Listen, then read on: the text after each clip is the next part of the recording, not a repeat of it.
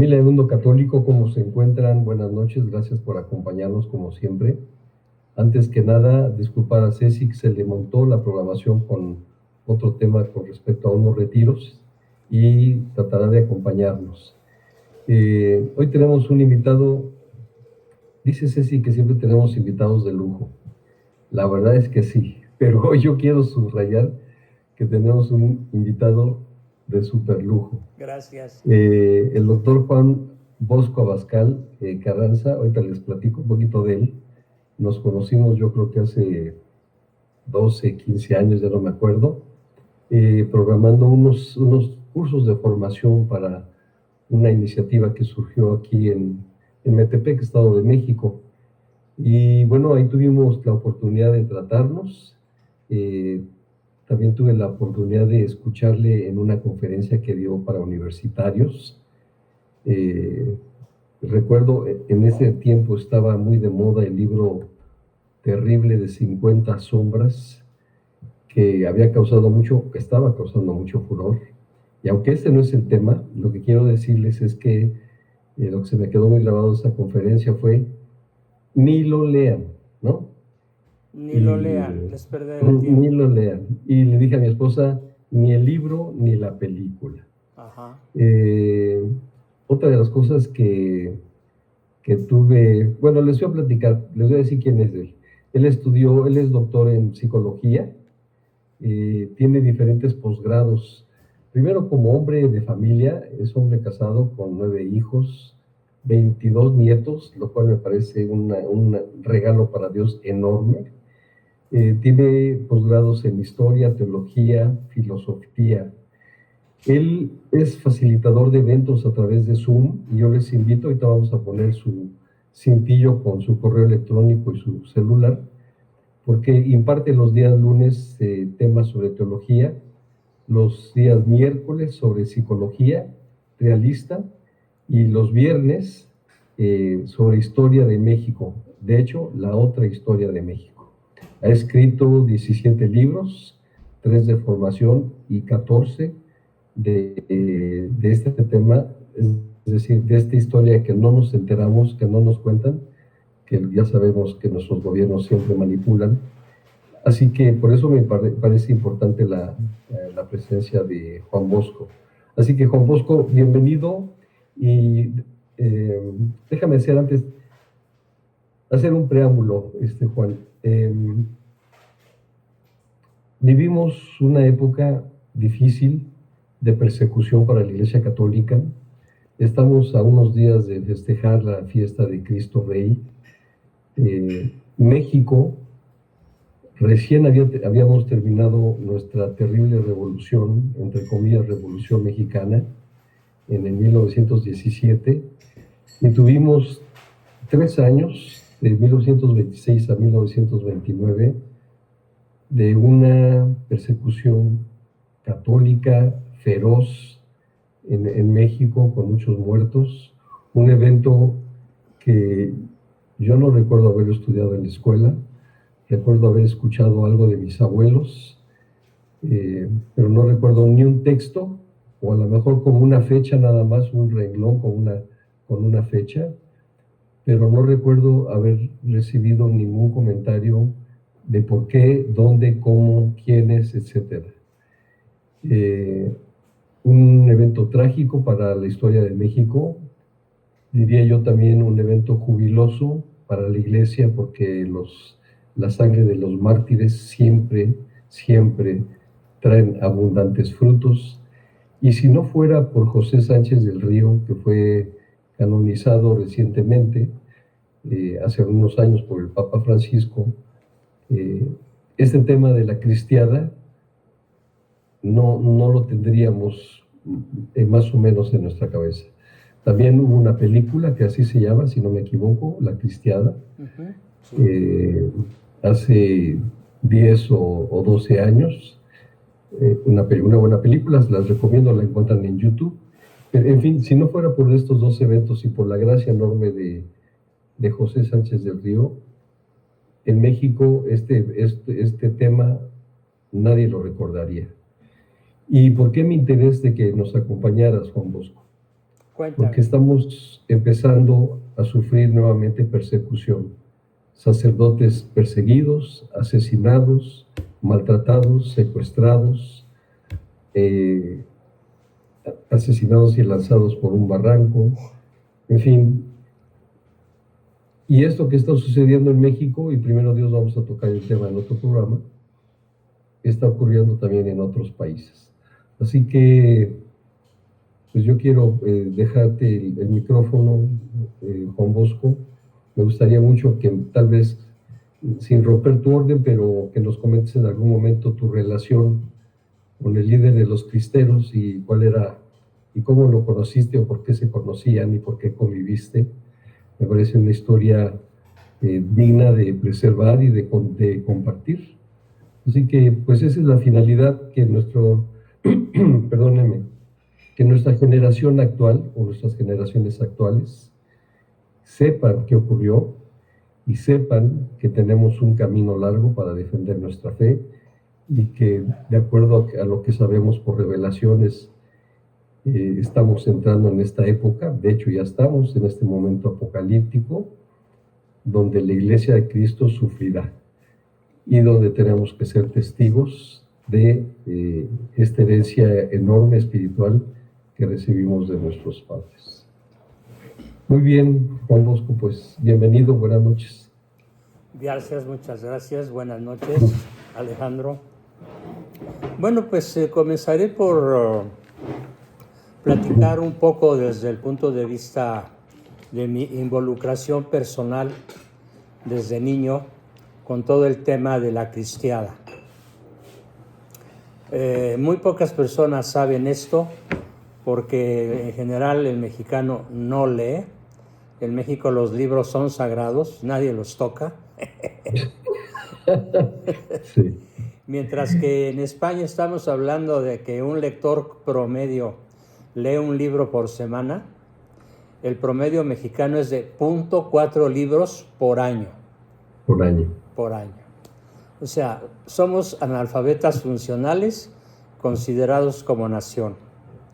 Claro, sí. Producto de la revolución, de varias revoluciones después de el fusilamiento inicuo de Iturbide, del nefasto, malparido Benito Juárez García, llamado malamente el Benemérito de las Américas, después de la revolución anti-mexicana, destructora Benemérito, de la nación. Debería ser llamado Benemérito de los masones. Pues sí, para los masones es un benemérito. Para los católicos es un lobo feroz, sí, con piel de oveja. Aunque con ciertos sectores de la población no se tomó la molestia de cubrirse con la piel de oveja, sino que atacó como buen lobo que era, depredador, ¿no? O coyote, o cacomixtle, o algún depredador de esos que andan por ahí arrastrándose por la tierra.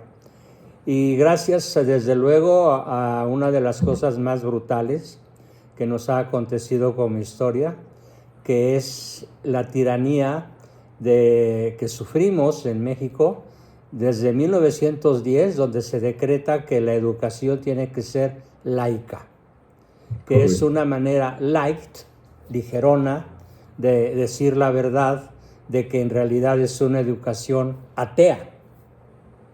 Porque el laicismo, la sana laicidad no existe. En México no es un país donde se practique la saludable, recomendable y benéfica laicidad, que consiste en que iglesia y gobierno coexisten pacíficamente, sin sobreponerse el uno al otro y con entera libertad para que cada una de las dos entidades cumpla con su función. La iglesia, la salvación de las almas y la predicación del evangelio, y el gobierno, atender a las necesidades materiales de la nación.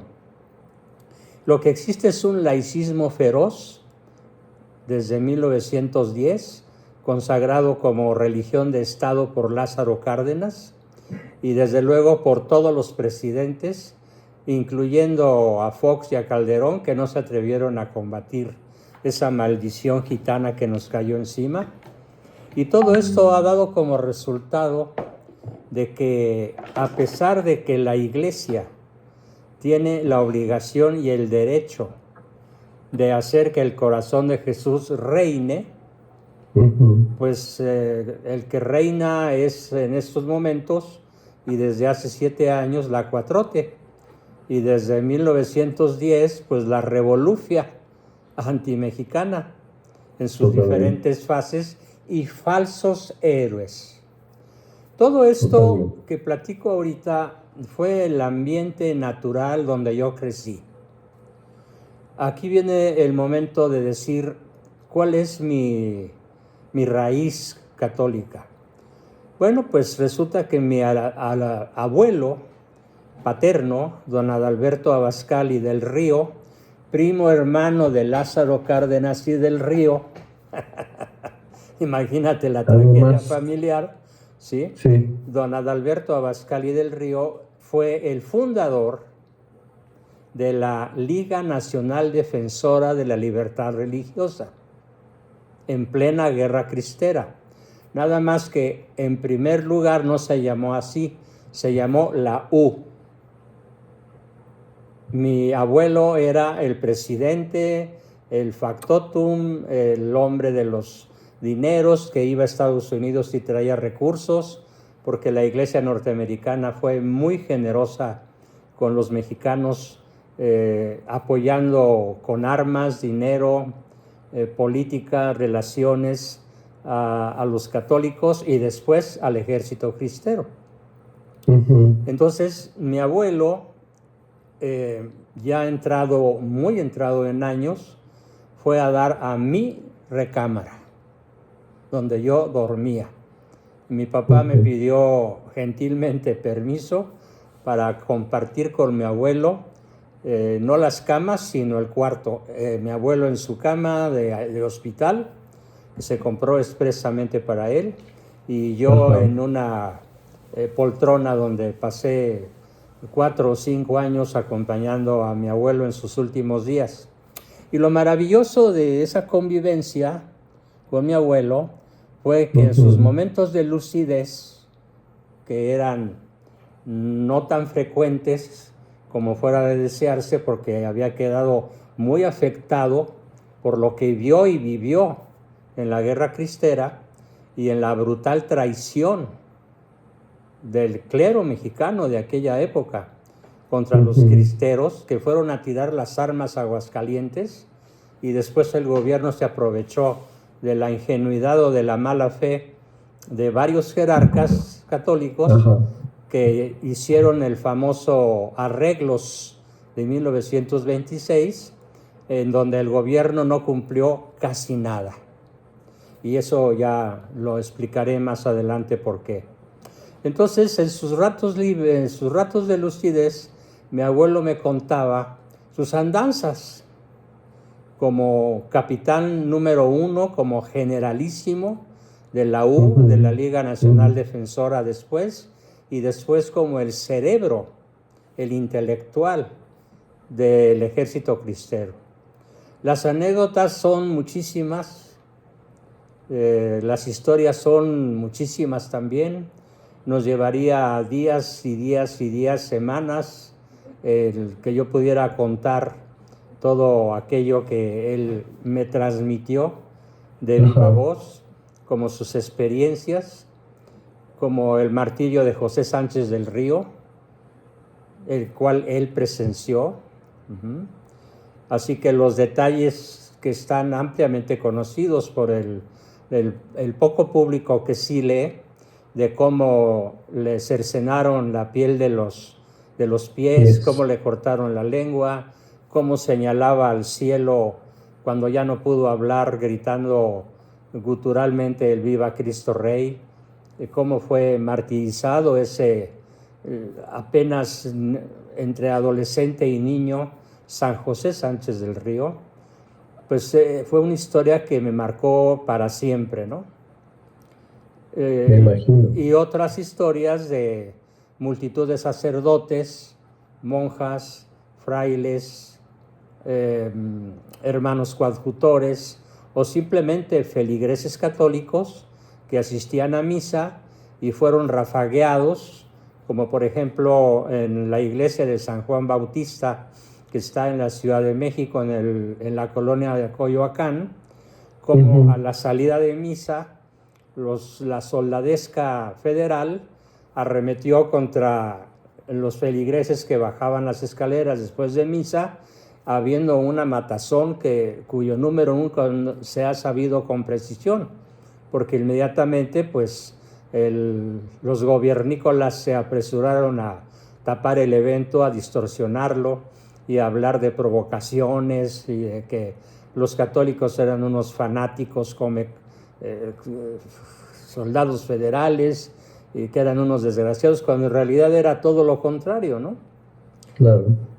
Todas estas anécdotas están enmarcadas en un conocimiento que ha sido para mí crucial en mi vida, y es el que tenemos que tener presente que Cristo Rey es el promotor, el líder, el faro, el que bendice, dirige, coordina, protege todas nuestras actividades, para que Él reine en nuestro corazón, reine en nuestras personas, reine en nuestras familias y por lo tanto llegue a reinar en todas las instituciones.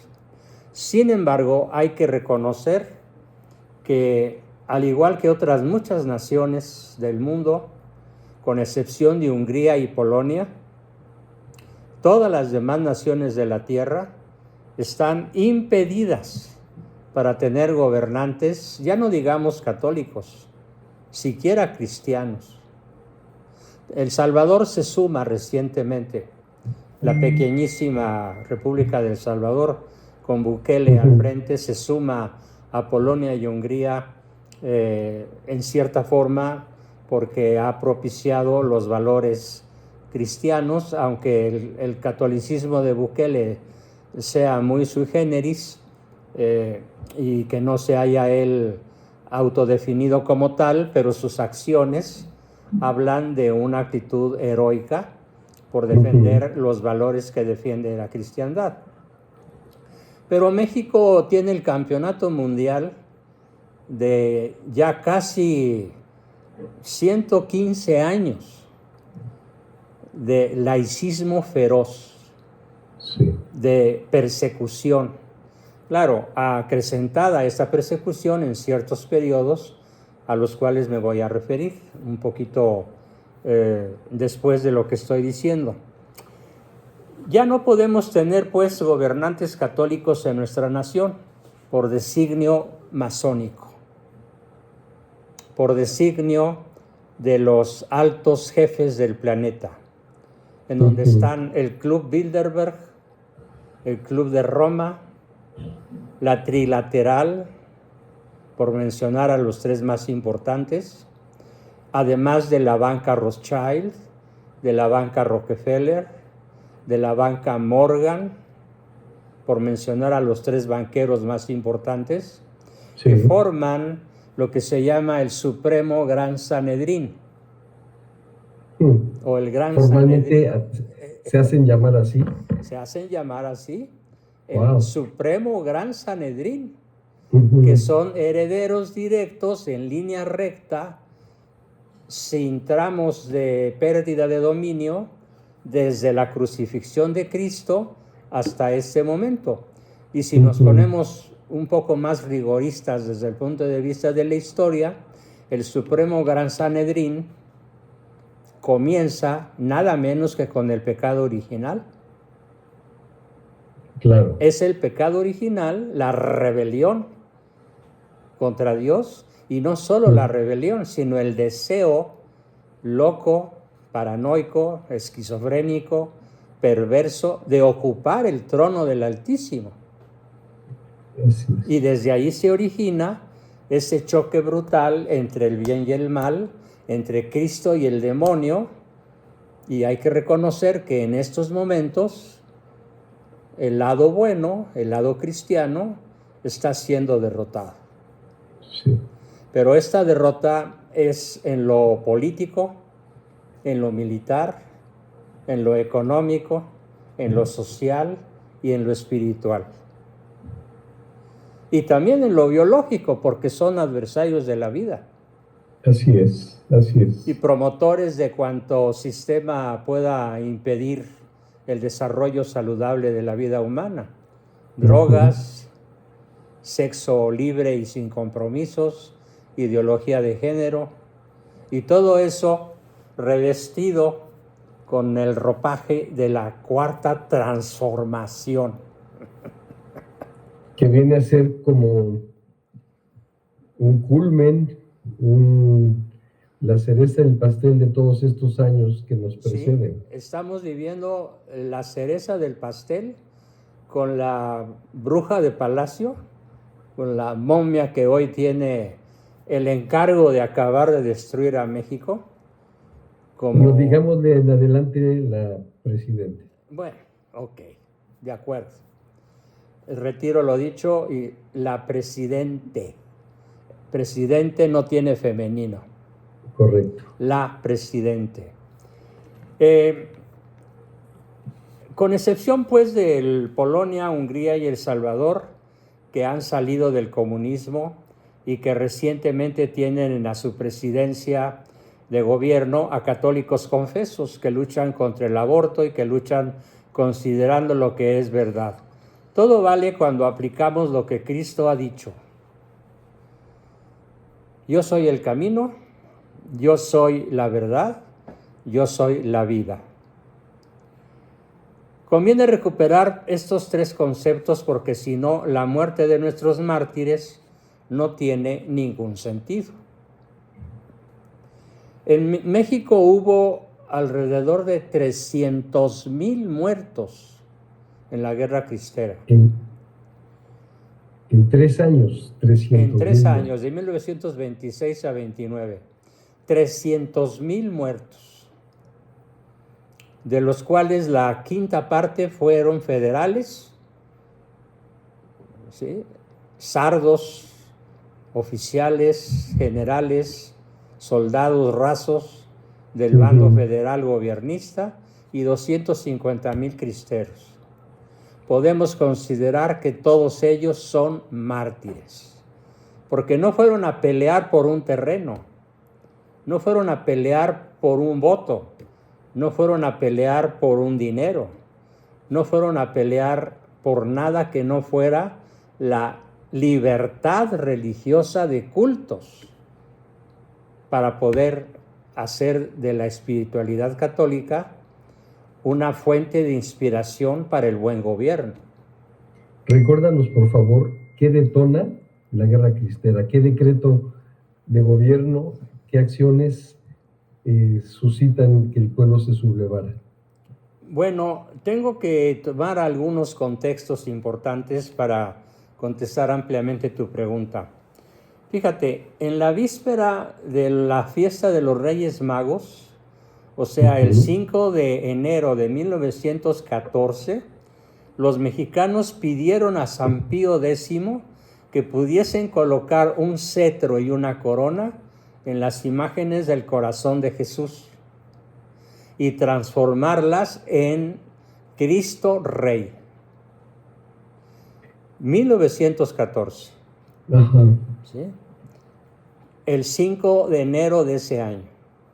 Y San Pío X concede a los católicos mexicanos, por decreto papal, el poder colocar un cetro y una corona en la imagen de Cristo. Allí comienza el concepto de Cristo Rey en México. En México. Si bien ya en Francia había ocurrido algo similar 50 o 60 años atrás, pero no fue tan claro como en México el proclamar a Cristo Rey, Rey del universo, no Rey de México nada más, o Rey de las Américas, sino Rey del universo, del cosmos, de todo lo creado, de todo lo habido, lo que hay y lo que habrá. cosmológicamente hablando. Este corazón de Jesús es Cristo Rey, porque Cristo tenía que reinar en la sociedad mexicana. Y si queremos salvar a México del actual desastre que se da en todos los ámbitos de la vida nacional, aunque el más visible es la inseguridad y el más visible es el narcotráfico, tenemos que volver a colocar a Cristo en el centro de la vida familiar, personal y pública. Correcto. Si no lo hacemos, la derrota seguirá consumándose. Así que México es el primer país en el mundo. Ojo, queridos oyentes. México es el primer país en el mundo que declara que Cristo es Rey. No habían sido los franceses porque hubo ciertas ambigüedades y cierta cobardía en los reyes, desde luego, franceses. Pero el mexicano de a pie, el mexicano común, es el habitante de este país que será el primero en la historia universal que consagre a México a Cristo Rey como Rey del mundo entero, del cosmos entero. No sé si tú sabías ese dato. No, fíjate que no. Bueno, no, ahí tienes ya algo para que se los cuentes a tus nietos. Sí. A ver, y ya que me lo preguntas, ¿después se instituye la fiesta de Cristo Rey? Sí, después, ahorita te digo en qué año es otro papa. Bueno, va a salir ahorita que siga con la exposición. En ese momento que México hace la consagración por primera vez en la historia del mundo a Cristo Rey, hubo brillantes ceremonias y memorables jornadas. México enloqueció de alegría. La juventud, esa juventud que ahora va a marchar el día 15, pero no por motivos religiosos, claro, sino por motivos políticos. Sí. Digo, estoy a favor, pero qué pobreza de metas. Sí, pero finalmente algo los está moviendo. Algo los está moviendo, pero no los está moviendo Cristo Rey. Los está moviendo un derecho natural, ¿de acuerdo? Hay que aplaudir, pero qué diferencia tan brutal se da entre los jóvenes de aquella época y los de ahora. Monseñor Mora y del Río era el arzobispo primado de México y concluye en ese año la consagración de nuestra patria. Y entonces todos preparados, sin estar preparados, fíjate, me equivoqué al decir preparados, no, sin estar preparados, los asistentes a la proclamación de Cristo como Rey del Universo, no hubo consigna, simplemente como si el Espíritu Santo hubiera soplado, todos a una gritaron, ¡viva Cristo Rey! Ahí qué empieza el grito. ¡Qué belleza! ¿Sí? Estos datos no están en ningún libro de texto. ¿Y esta fue una congregación en la catedral, en la explanada? Sí, en la catedral metropolitana. A partir de ahí se han venido generalizando. Este grito se popularizó en cierta forma y después lo tomaron ¿quiénes creen? ¿Quiénes crees que tomaron este grito mexicano? Los españoles en la guerra civil. Sí. En la guerra civil del catolicismo contra el comunismo. Correcto. Porque Franco salvó a España del comunismo. Así es. Y los actuales gobernantes, desde hace unas décadas ya, desde la muerte de Franco, entregaron España al comunismo. Prefiero no decir nombres, pero vean los periódicos. Aquí vale la pena reflexionar que el efecto, la administrativa comunista iba desplegándose por el mundo y países católicos como España y como México se expresaban en contra de ello. Sí. Hay un dato que vale la pena también mencionar. En el año de 1888, León XIII promulga su famosa encíclica Rerum Novarum, donde legisla acerca de las relaciones obrero-patronales. Correcto. De la relación capital-trabajo. Sí. Como un justo medio entre el capitalismo rabioso y el comunismo asesino. Dice, no, doctrina social católica. ¿Cómo crees que termina su encíclica? Viva Cristo Rey. Viva Cristo Rey. Así rubrica la encíclica Rerum Novarum, cosa que muy pocos saben en este país y en el mundo en general. Y luego hay otro hecho que no puedo dejar de mencionar acerca de las anécdotas que contaba mi abuelo que más me impactaron en mi niñez. Y fue el martirio o fusilamiento del padre Pro. El padre Pro era un cristero jesuita. Y es, curiosamente, el momento en el que es fusilado, la cámara capta el momento en el que las balas entran por el pecho, en el cuerpo del padre Pro. Y es considerado entonces el primer Viva Cristo Rey fotografiado. Porque él alcanzó a gritar, Viva Cristo Rey, y muere instantáneamente por una rociada de una escolta de 15 soldadescos. Y que vale la pena mencionar que pueden visitarlo en la Ciudad de México, en la colonia Roma, si no me equivoco. Sí, en la colonia Roma. Y esto fue en el año 1927, en plena guerra cristera. Claro, esto en vez de hacer decaer la moral de los católicos, de los ejércitos cristeros, los enardeció.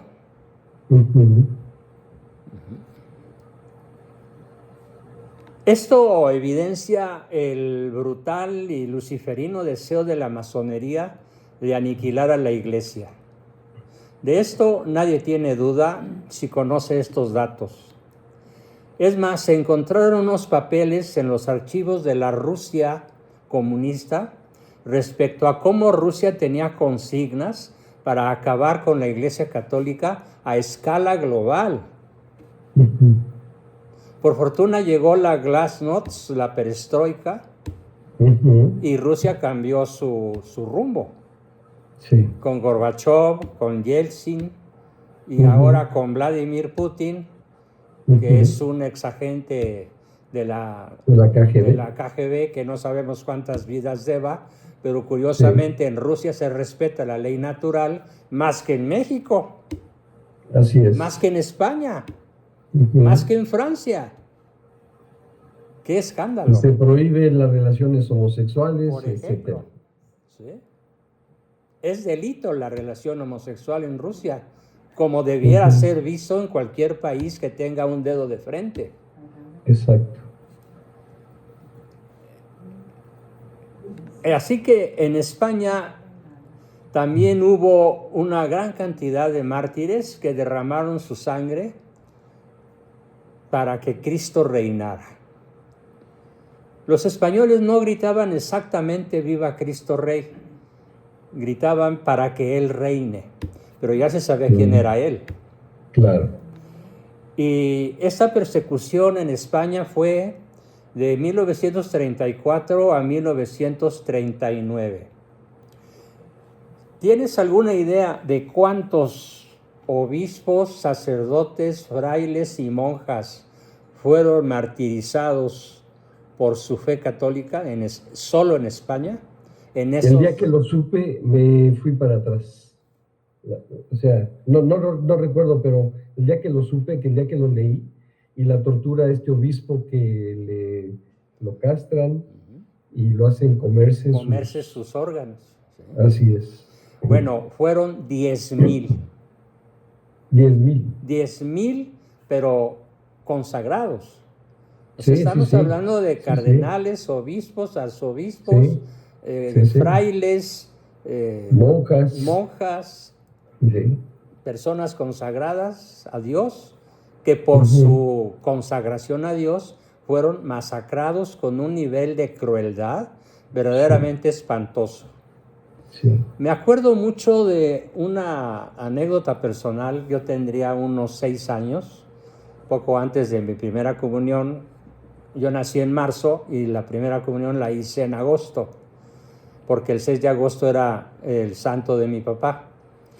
Y había en la biblioteca paterna 5,000 ejemplares o más, y cayó en mis manos accidentalmente uno con las fotografías de las víctimas de la guerra española civil, espeluznantes.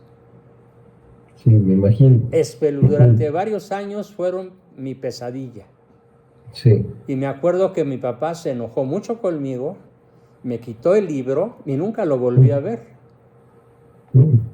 No me acuerdo cómo se llamaba el libro, pero era un libro como de unas, no te miento, 500 páginas, de las cuales 400 eran fotos y el resto eran letreros, descripciones de las torturas, de los fusilamientos, de las mutilaciones, de escenas como la del obispo que es obligado a comerse sus propios órganos.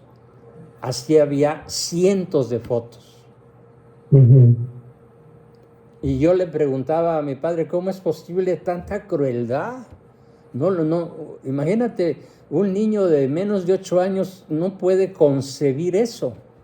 Sí, ¿no?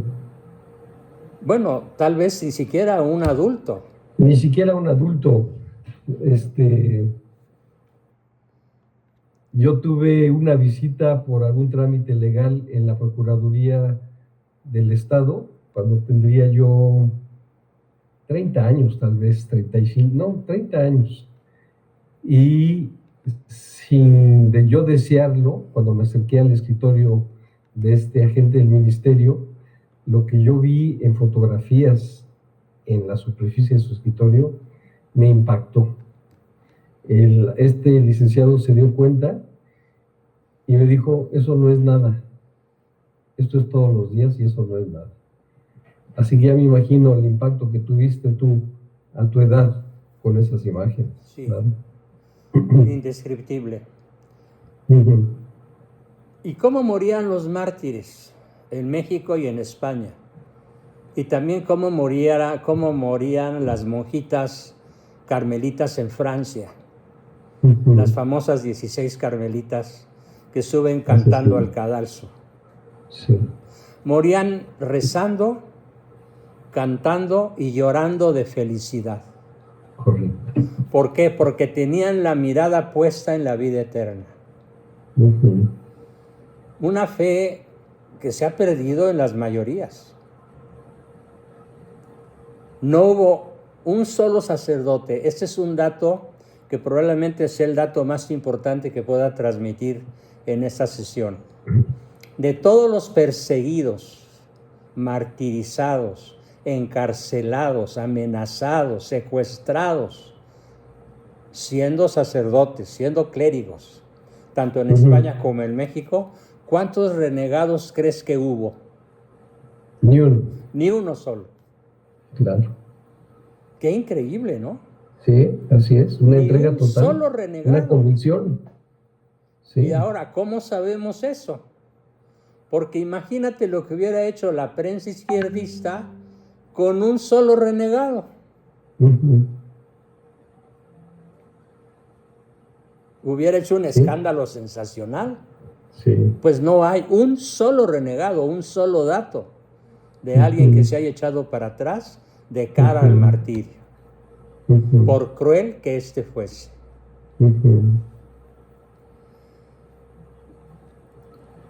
¿De dónde sacaban fuerza? Pues del Espíritu Santo, de la luz del Espíritu Santo y del estado de gracia. Cuentan algunos cronistas que cuando llevaban largas filas de personas para ser fusiladas, había la totalidad de ellos, sobre todo los que más murieron, que fueron esos 10,000, se iban confesando unos a otros. Wow. Porque ambos el que se confesaba y el que daba la absolución eran sacerdotes. O frailes, y se confesaban de cara al martirio.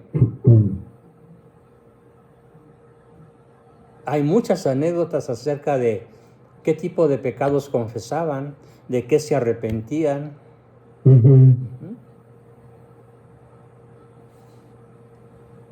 Y no tanto porque alguien hubiera roto el secreto de confesión, porque además allá había muerto, sino porque nunca faltaron testigos, incluso entre los propios verdugos, que también se dieron conversiones. Al escuchar y al ver el espectáculo de los mártires, muchos mexicanos, muchos españoles, muchos franceses se convirtieron. Contrario a lo que tú decías, de este lado de las filas católicas no hubo un solo renegado. Y de aquel lado hubo muchos conversos. Muchos conversos, sí. Buena observación, sí. Hoy en la sociedad estamos claudicando. Y nuestros mártires, desde el cielo, se oponen a la inmoralidad, a la homosexualidad, a la ideología de género, a las drogas, etcétera, etcétera, etcétera, a los pecados que la Biblia califica con la palabra nefandos, pecados que claman al cielo, por justicia, ¿no? Hay que recordar entonces que estos hermanos nuestros que testimoniaron con su sangre su valentía, cuando tuvieron problemas estuvieron del lado de la iglesia, que cuando hubo persecución y fueron detenidos, fueron testigos de la palabra de Cristo. No solo no se rajaron, sino que proclamaban, predicaban, enseñaban, evangelizaban a todo el que tenían a su alcance. Es interesante decir algo antes de terminar sobre la ley Calles. Es muy importante que se entienda qué fue la ley Calles y qué queda todavía en México de la ley Calles, para volvernos militantes en contra de esas leyes inicuas. La promulgación de esta ley se basaba en el artículo 130 de la Constitución de 1917.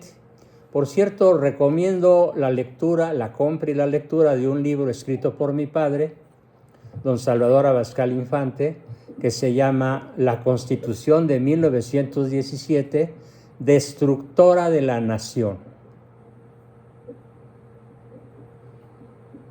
1937. 1917.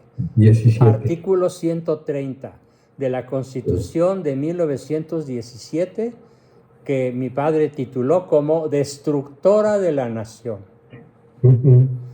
Fue el detonante directo del conflicto religioso. La ley Calles buscaba controlar el culto católico en México y limitar el poder espiritual y el poder social y psicológico de la Iglesia. Porque la ley fue promulgada el 14 de junio de 1926 por el presidente de México, Plutarco Elías Calles, a quien apodaban el Turco, porque era de corazón islamista. El Turco era su apodo desde niño. O sea, él no creía en Dios, creía en Alá y en Mahoma. Imagínate un fanático religioso musulmán gobernando México durante 6 años, el Turco. Dato que también muy pocos conocen. Así es. Otros le llamaban el taciturno, porque nunca se le vio sonreír, siempre estaba taciturno, serio, callado. jetón, ¿no? Uh-huh. Con el rictus de la rabia que sentía de tener enfrente a él y a sus pies a un pueblo católico. Claro. Fue una legislación promulgada ese 14 de junio de 1926. Fue una legislación que buscó aplicar restricciones religiosas, no políticas, no económicas, religiosas, o sea, el diablo metido a la sacristía, establecidas en la Constitución de 1917, limitando severamente las actividades de la Iglesia Católica y su clero. Entre otras medidas, se prohibió el culto público externo. Se limitó el número de sacerdotes. Se restringió la participación de clérigos extranjeros y se clausuraron todas las escuelas católicas. Esta ley fue el principal detonante de la rebelión armada conocida como la Guerra Cristera. Aquí viene una página muy triste. Si los obispos no hubieran metido su cuchara, los cristeros habrían aplastado al ejército federal. Claro, exactamente. Es muy importante que la gente sepa esto. Sí. La guerra para el gobierno estaba perdida. Porque los cristeros... Claro. Se movían, una nación católica no tenía nada que hacer. Ya no tenía nada que hacer el gobierno federal. Así es. Pero entonces el propio gobierno federal, ¿a quién recurrió? A la masonería norteamericana. No a la iglesia norteamericana, principalmente, que también metió su cuchara, sino al gobierno masónico norteamericano. Y entonces no se sabe a ciencia cierta qué fue lo que los masones gringos le dijeron a los clérigos mexicanos que iban a hacer si no terminaban la guerra. Y entonces los instigaron, los presionaron, los manipularon para que se dieran lo que se conoce con el nombre de los arreglos del 26. Y como los católicos tenían la mala costumbre de obedecer a ciegas, porque la obediencia tiene que ser inteligente. Claro. Bueno, pues en una obediencia a ciegas, todos los cristeros fueron a Aguascalientes y se juntaron 300,000 armas de fuego. Y les entregaron. Echadas a la tierra, destruidas después por el ejército federal, porque el ejército cristero se rindió a cambio de las promesas del gobierno masónico. En realidad, a ver, seamos sinceros, ¿se recuperó la enseñanza católica en México después de los arreglos? No. No. Los colegios que se dicen confesionales, ¿realmente enseñan apologética católica? Bueno, no te sé decir. No. Por lo menos enseñan el catecismo. Y después, a ver, te pongo un ejemplo. Tú a los 6 años haces tu primera comunión y te compran un lindo trajecito blanco en el que cabes muy bien. Y al año siguiente, a los 7 años, te queda un poquito apretado. Pero ¿cómo te queda a los 12? Claro, ya no me queda. ¿Y cómo te queda a los 21? Entonces sigues teniendo el mismo trajecito en un cuerpo que pesa 3 o 4 veces más, con el doble de estatura o triple. Así es la educación católica en México.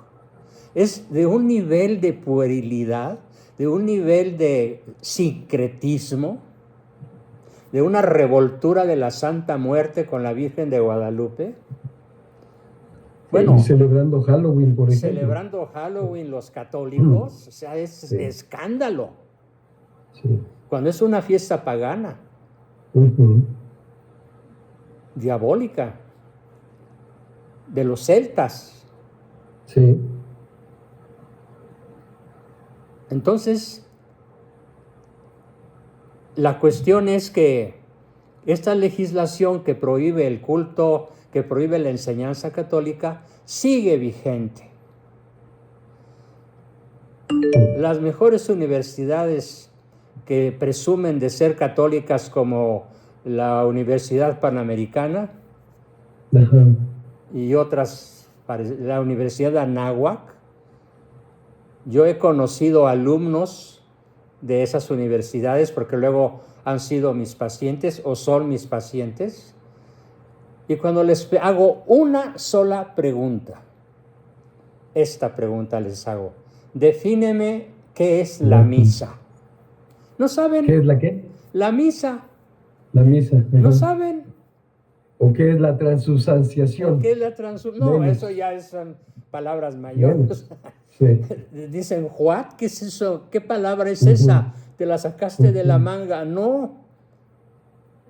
Y entonces ahí me tienes a doctores en medicina, doctores en derecho, arquitectos, ingenieros, médicos, abogados, egresados de las universidades, entre comillas, católicas, que no conocen qué significa la misa, la repetición incruenta del sacrificio del Calvario, y no saben que la palabra transubstanciación existe. Entonces, ¿qué estudiaron en la escuela católica? Pipis y gañas.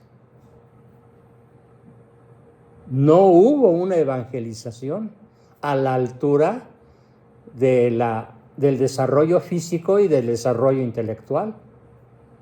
No se dio el desarrollo espiritual. ¿Y esto desde cuándo? Desde 1917. Ahí está el origen de nuestros males. Ahí está el origen del narcotráfico. ¿Cómo es posible que haya en México 3 millones de personas dedicadas al narcotráfico? ¿De dónde salieron? Y no son rancheros, sombrerudos guarachudos. No, son dandis, vestidos con Louis Vuitton y con zapatos de última moda. Y con educación universitaria. Y con educación universitaria. Pero son los grandes capos. Los que además el gobierno no se atreve a tocar. Toca a los del medio y a los de abajo. Pero no toca a los verdaderos jefes, porque los verdaderos jefes están en el gobierno. Son gobierno. Oye, ¿tú ves una relación, esto que estamos viviendo en México? Al principio del programa decía yo que estamos ya en el apocalipsis, en este sufrimiento de la Iglesia católica. Siento que sería muy aventurado decir que ya estamos en el apocalipsis.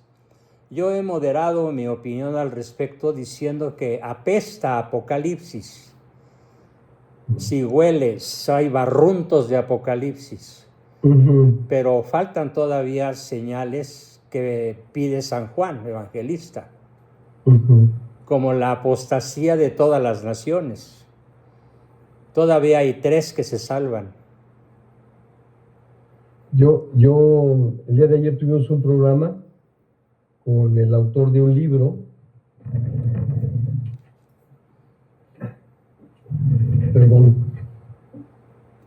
El primer y último engaño: extraterrestres, ovnis, inteligencia artificial y el regreso de la caída del Edén. Y ayer, o en algún momento de esta semana, pensando en el programa, me llegó así como una inspiración de que la gran apostasía se va a dar a través de esta inclinación de creencia hacia los extraterrestres. Sí, hacia lo esotérico. Hacia lo esotérico, sí. Correcto.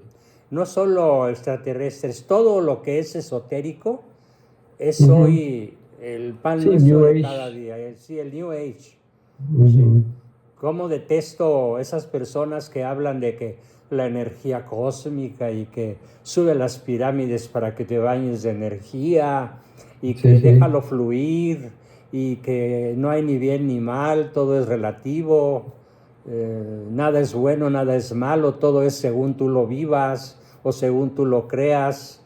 Eso es apocalíptico, porque es hablar, es convertir lo bueno en malo y lo malo en bueno. ¿Cómo ves tú a la Iglesia Católica, al pueblo católico? No la jerarquía, pero bueno, no quiero hablar de la jerarquía. Hablemos de los fieles, quienes formamos la Iglesia, el cuerpo de Cristo. ¿Cómo los ves en México? Yo tengo una definición que diseñé hace como unos 40 años. Ajá. Y esa definición no la he cambiado. Me acuerdo muy bien que cuando cumplí 42 años, ajá, escribí un artículo para un periódico que tenía mi papá, que se llamaba La Hoja de Combate. No sé si llegaste a oír de ella. No. Un día mi papá me pidió que escribiera un artículo sobre cómo veía yo como psicólogo, como filósofo, cómo veía yo a la sociedad católica mexicana. Y basándome en, ya tenía yo 22 años de experiencia profesional, desde los 18, como psicólogo, como filósofo, como coordinador y facilitador de grupos en donde se enseña teología, filosofía, psicología, realista desde luego, y ya tenía yo mucho material para poder escribir al respecto. ¿Cuáles fueron las 3 palabras que utilicé? México es una sociedad de bautizados, ex cristianos, neopaganos. ¡Wow! Y eso hace 40 años. Hace 40 años. Me acuerdo muy bien que mi papá se pegó en la frente, que era uno de sus gestos favoritos cuando algo lo impresionaba mucho. Sí. Y dijo, ¿cuánta razón tienes, hijo?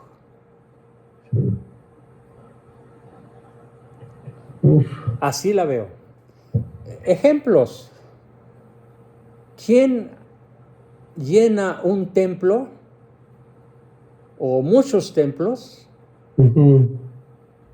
en comparación a llenar un estadio? Con un Chivas América. Sí, claro. O sea, compara. Sí. ¿Quién lee las noticias relacionadas con la iglesia?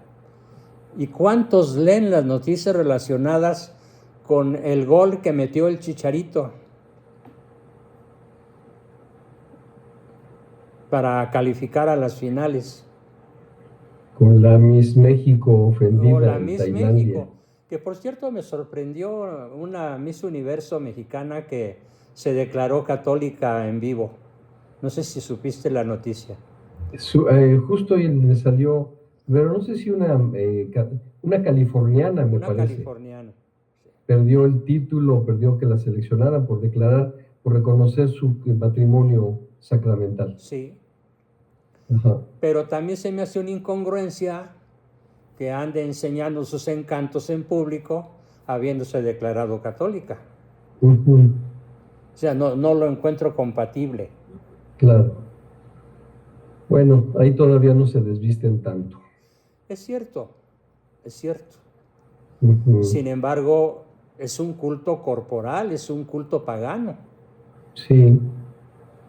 Es promover la crucificación. Yo preferiría escuchar a una señora chaparrita, gordita, prietita, dándonos una brillante conferencia sobre cualquier tema humanista.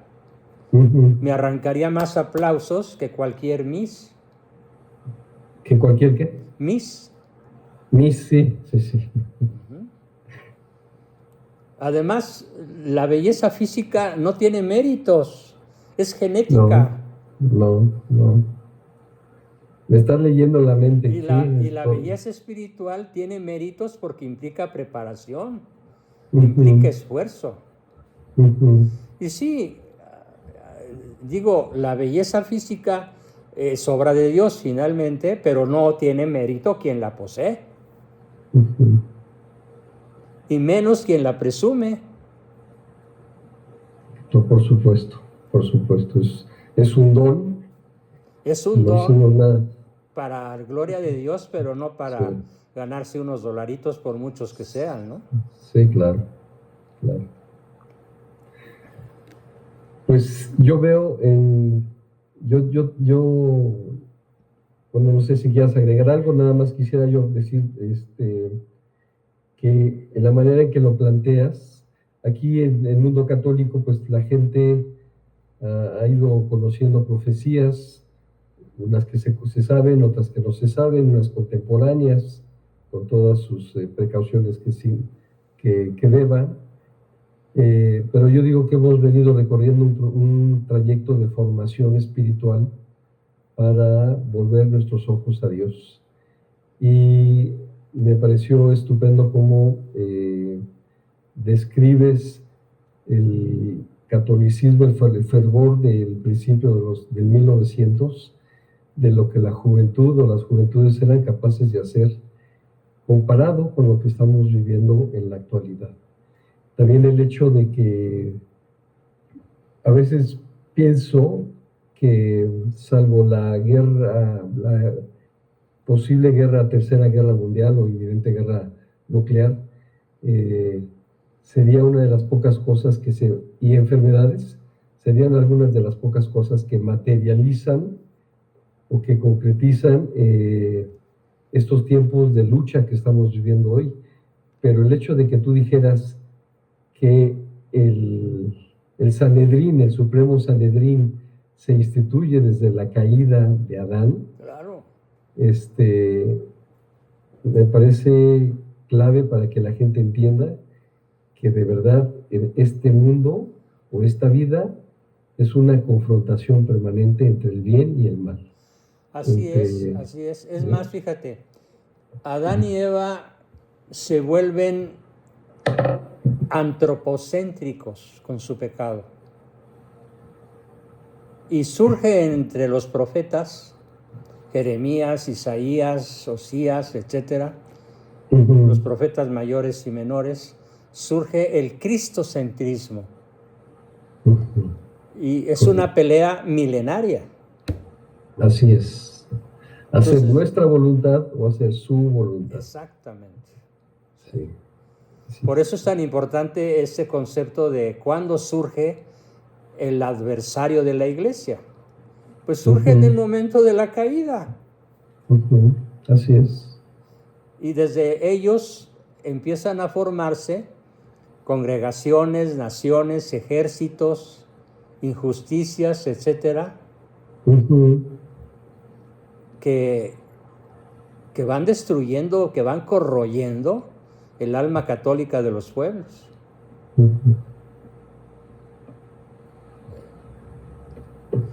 Pues me gustaría añadir algo sobre la tremenda tomadura de pelo que fueron los arreglos del 29.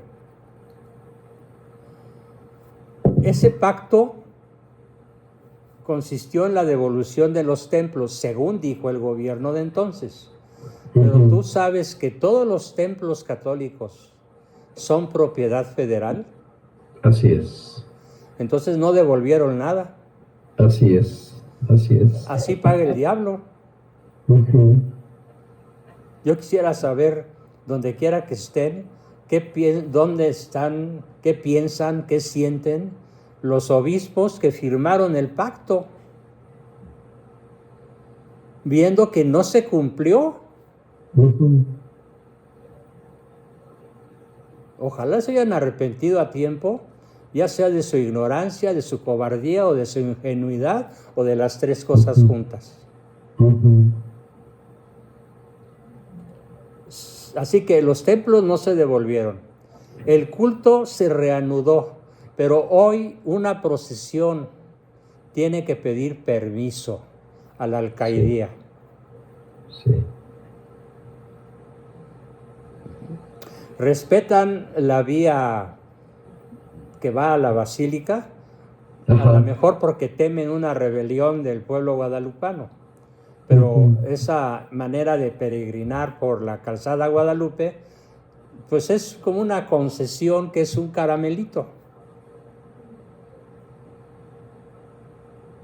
Porque curiosamente, en los países donde hay verdadera libertad, como Polonia, Hungría y El Salvador, esas manifestaciones, esas peregrinaciones, aunque sean locales o multitudinarias, no necesitan permiso de la autoridad.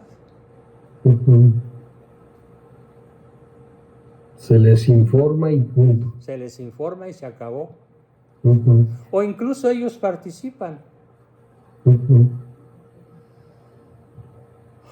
El gobierno mexicano, ojo, no derogó las leyes anticatólicas. Y muchos católicos cristeros no aceptaron el acuerdo del 29. Y por eso todavía en algunos lugares de México había cristeros en 1934. Hay una novela histórica formidable que se llama Rescoldo, que es la narración novelada pero histórica de los últimos cristeros ya viejos, mayores de 70 incluso, que siguieron con las armas en Michoacán, en Jalisco, en Nayarit, en San Luis, después de los arreglos porque no les satisfizo para nada. Pero el resto de los católicos como que se fue acomodando hasta llegar a ser acomodaticios. Contestando tu pregunta de cómo veo al católico actual, pues está bien acomodadito. Sí, porque inclusive, ahorita que, bueno, tú dices, esta ley de 1900, artículo de 1930. Ley Calles, es la ley Calles, sí. Pues sigue viva porque ahora tenemos una iniciativa de ley que creo que ya fue aprobada. Ya fue aprobada en estos días. En estos días para callar, para moderar el discurso católico de los sacerdotes. Sí. Así es, así es. Así que la prohibición de la libertad religiosa y la exclusión de la Iglesia de la vida pública fueron los principales detonantes de la cristiada, y esos detonantes siguen estallando. Pero a la gente común ya no le interesa. Sí. Más que no hagas solas. Sí. No, hombre, cállate, no digas nada. Llévatela easy. Yo les digo en son de burla así, easy way, hazte el güey. Quería saludar a Juan Bosco, por eso me estaba en otro programa, en una entrevista también, pero quise saludarte y darte la bienvenida. Gracias, Juan, por estar con nosotros. ¿Qué tal, Ceci? Es un gusto saludarte. Qué bonito, igualmente, qué hermoso Juan. Fondo tienes, detrás de bueno, mí. pero es que aquí nos pasamos pintando toda la noche. Cierto. Caray. Es cierto, tenemos pantalla verde. Tenemos pantalla verde y ponemos lo que queremos. Qué hermosura de fondo le pusieron. Felicidades por eso. Pues seas bienvenido, Juan, en esta serie de programas que vamos a hablar de la cristiada con Alejandro Yáñez. Gracias, Alex, te saludo con mucho afecto. Y pues seas bienvenido. No sé si estaban por terminar el programa, pero quise saludar a Juan y darle la bienvenida y que sepa que pues es que tú tenías otra entrevista y es al mismo tiempo y pues ni modo, a veces se juntan las cosas. Muy bien. Pues como no tienes el don de la bilocación, quedas perdonado. Todavía, pero ojalá, es un temazo. Ojalá nos acompañes en las próximas. En las próximas. Es que la cristiada es un temazo. Es un súper tema. Sí. Súper tema. Con muchas aristas, con muchos recovecos desconocidos, con una serie de acontecimientos que deberían pues ilustrar e inspirar la vida del ciudadano actual, pero desgraciadamente están enterradísimos debajo de los libros de texto. Y ahora, peor que nunca, con la nueva escuela mexicana. Sí. Que es un proceso de comunización descarado. Y es delicado y se refleja todo esto, por ejemplo, en la no canonización, porque Miguel Agustín Pro ¿verdad? Este extraordinario santo mexicano, yo lo llamo santo porque ya lo es, o sea, ya está en el cielo, yo seguramente. Es curioso que solamente haya, si mal no recuerdo, 26 santos mexicanos canonizados relacionados con la guerra cristera. No, son miles. 26. O sea, es un piquititito de nada a comparación a los que merecerían la corona del martirio oficialmente reconocida. Claro, claro, y entre ellos Miguel Agustín Pro. Imagínate nada más el mismísimo general Enrique Gorostieta. Claro. ¿Cómo muere Gorostieta? Por una traición y por la espalda. Ese es un mártir. Claro, claro. Claro, a mí me parece que la cristiada es pues, la suma de muchas injusticias, desde luego, y de nuestra patria tenga lo que tiene en materia de fe. Se lo vemos a estos mártires del cristiano. Sí. Pues hay todavía mucha tela de dónde cortar para la sesión próxima, que será el jueves, ¿verdad? De la semana que viene. El jueves. Sí. Sí, es de la siguiente semana, ¿verdad? De mañana. Sí, para nosotros. De mañana en noche. ¿Tu idea es seguir profundizando y ampliando el tema de la cristiada, Alejandro? Bueno, la idea es que, te decía, a despertarle a la gente o recordarle a la gente qué pasó en el México del inicio de 1900, porque estamos viviendo un escenario como la ley o la iniciativa de ley que se acaba de proponer, de censurar el discurso de los pastores y ministros de la iglesia, en lo que ellos van a llamar libremente discurso de odio, y que pretenden que los medios de comunicación digitales, como es pues tengamos que reportar nuestras actividades, ¿no? O informar, cosa que es muy delicada. Entonces, pero también lo hacía porque lamentablemente la gente sigue todavía dependiente de los medios tradicionales de comunicación, y estamos viviendo una época de persecución cristiana en todo el mundo, en China, en Medio Oriente, en Siria, en Sudán, en Nigeria, y me gustaría que nos hablaras de esto. Yo no sé si puedas hacerte de datos de la situación como está, para que la gente se sensibilice y pues hagamos oración, porque quiérase que no, como dije en un principio, esta sangre de estos mártires sostienen al mundo, literalmente sostienen al mundo. Sí, literalmente. Literalmente, y de ellos recibiremos muchísimas gracias para nuestra salvación. Entonces, si en el siguiente programa podemos hablar a nivel mundial de cuál es la situación de los cristianos, me parece que sería de enorme riqueza. Muy bien, sí, tengo cierta preparación al respecto, pero la puedo mejorar. Sé dónde buscar. Y también que nos anuncies tus libros, porque tú tienes varios libros y son buenísimos, la verdad. Sí, tengo 17 libros, de los cuales 3 son formativos.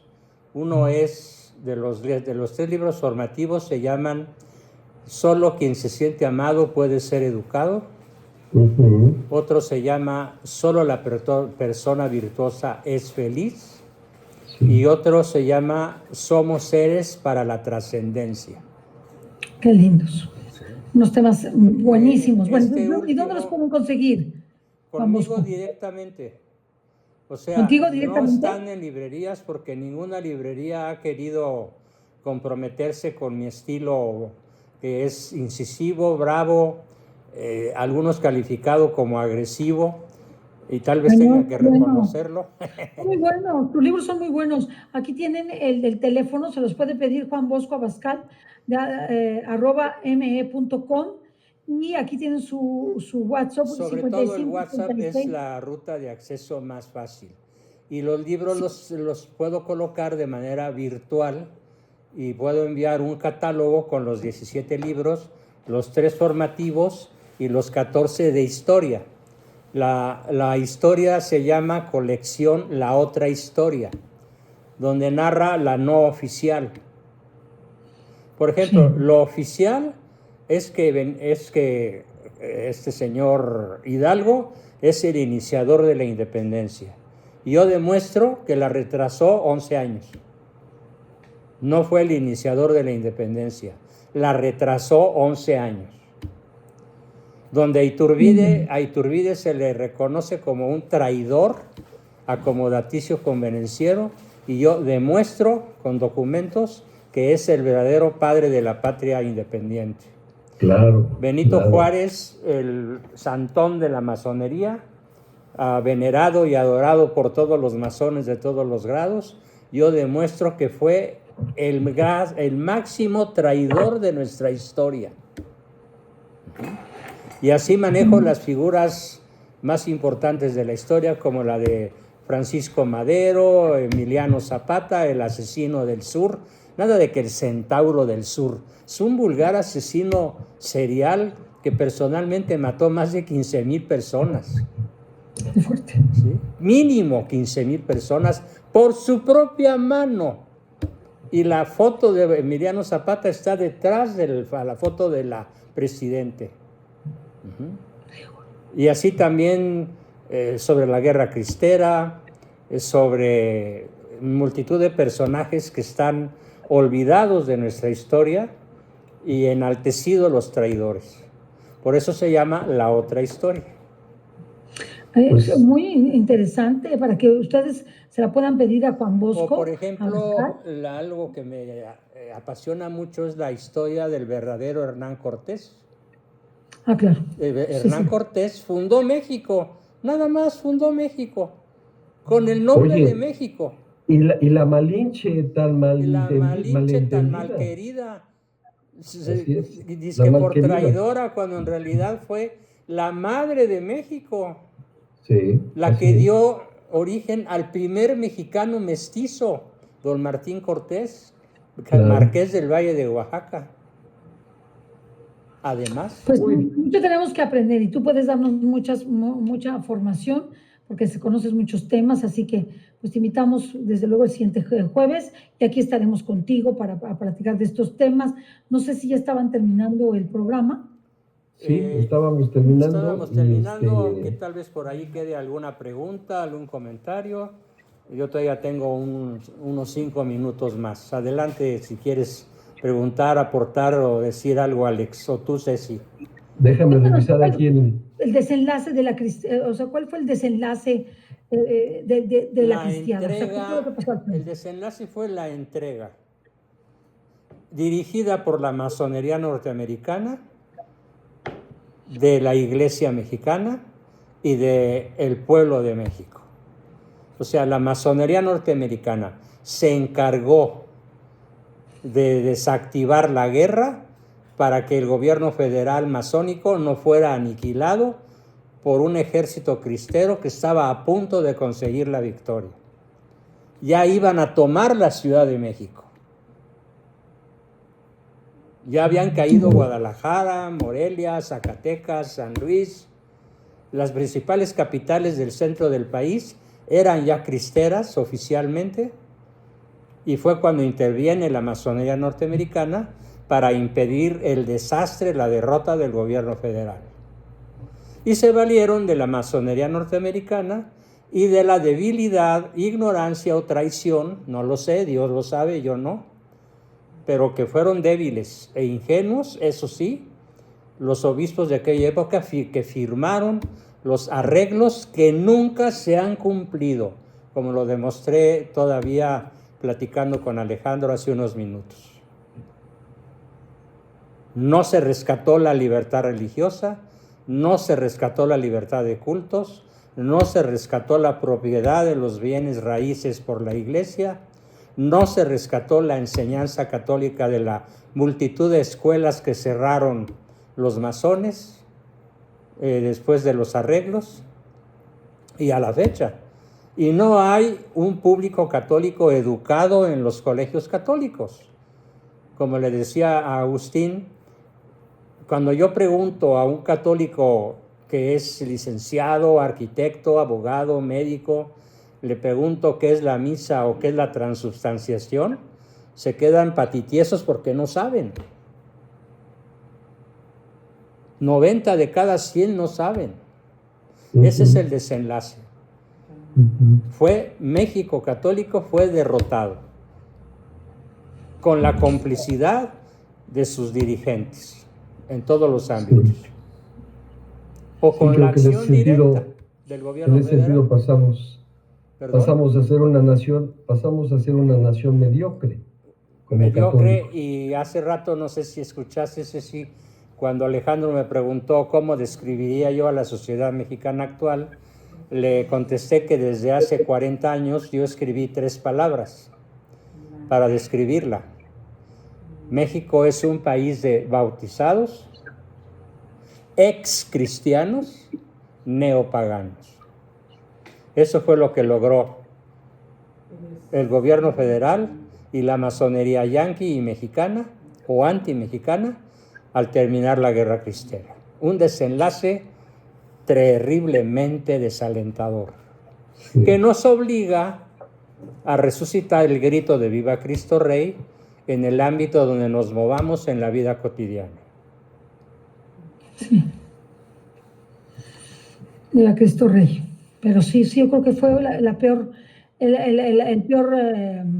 conclusión o la peor terminación del conflicto. Realmente se terminó el conflicto, pero se terminó con un gran precio para el catolicismo. A los franceses les fue mejor con Napoleón.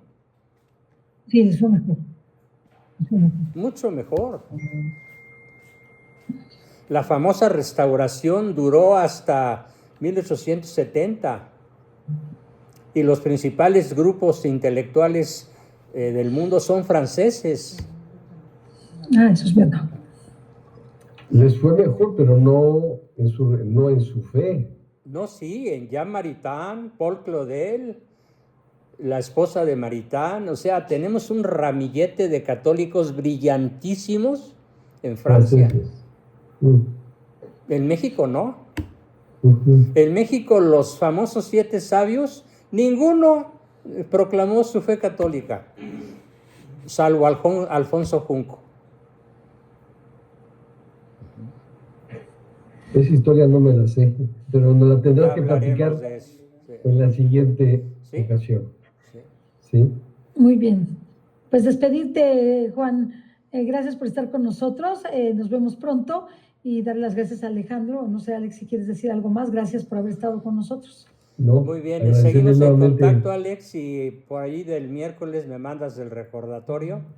Y correcto. Espero que la liga para hacer publicidad me la mandes a tiempo, porque hoy la mandé a las 10 para las 7 y muchos no pudieron entrar. Sí, lo sé. Una disculpa. Bueno, una disculpa. Ya quedamos. Muy bien. Dios los acompañe, Dios los bendiga y que viva Cristo Rey. Que viva Cristo Rey.